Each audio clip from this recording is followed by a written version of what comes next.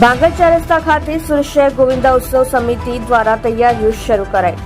ભાગળ ચાર રસ્તા ખાતે યોજાનાર મટકી ફોડ કાર્યક્રમને લઈ મટકીઓ બાંધવા શરૂ. સુરત શહેર ગોવિંદા ઉત્સવ સમિતિના પ્રમુખ ગણેશભાઈ પી સાવંત પોતે મટકી બાંધવા ચડ્યા. આજે સાંજે 4 કલાકે ભાગળ ચાર રસ્તા ખાતે મટકી ફોડનો ભવ્ય કાર્યક્રમ થશે.